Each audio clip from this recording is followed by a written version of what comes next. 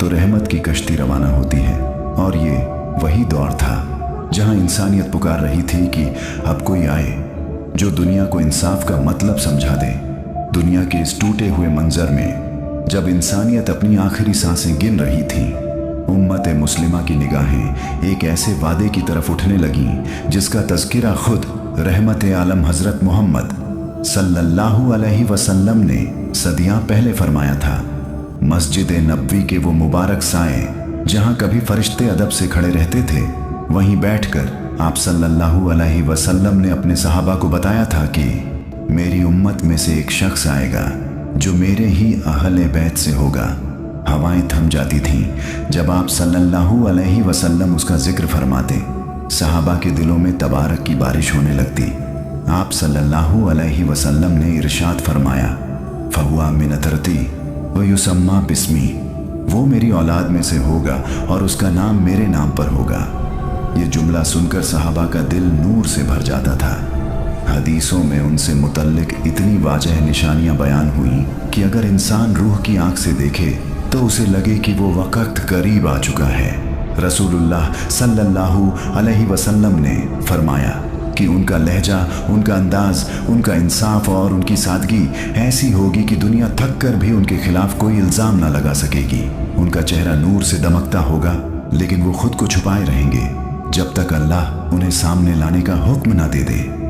आप सल्लल्लाहु अलैहि वसल्लम ने एक और हदीस में फरमाया, यमल अर्जा किस्तन वदलन कमा मुलियत जुल्मन व जौरन, वह ज़मीन को इंसाफ से भर देगा जैसे वह पहले जुल्म से भर चुकी होगी।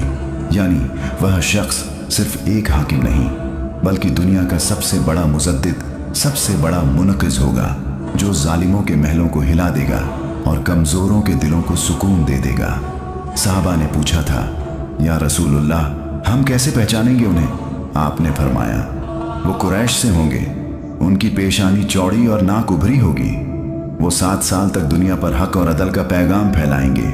उनके दौर में ज़मीन अपने खजाने खोल देगी, आसमान अपनी बरकतें बरसाएगा और सबसे हैरत अंगेज़ बात, फरिश्ते उनके साथ सफ़ सफ़ उतरेंगे जैसे किसी मुक़द्दस जंग के लिए आसमानी लश्कर रवाना होता है।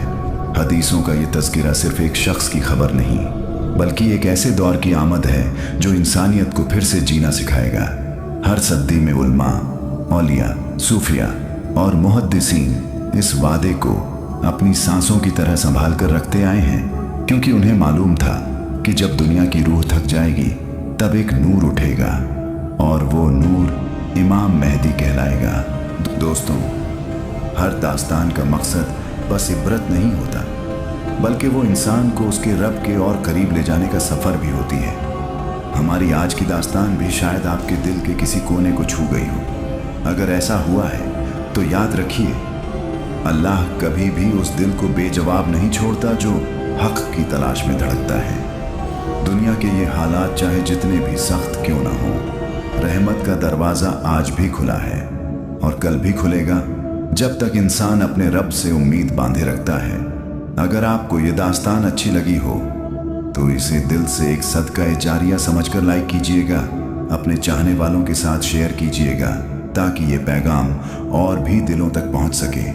और हाँ, अगर आप पहली बार हमारे साथ जुड़े हैं तो हमारे चैनल द सब्सक्राइब ज़रूर कीजिए, क्योंकि हम रोज़ कोशिश करते हैं कि आपकी रूह तक वो बातें पहुँचे जो आपके दिल को नूर और सुकून दें। अल्लाह ताला आप पर, आपके घर पर और आपके रिज़्क़ पर अपनी बेहिसाब रहमतें नाजिल फरमाएं। आमीन सुम्मा आमीन।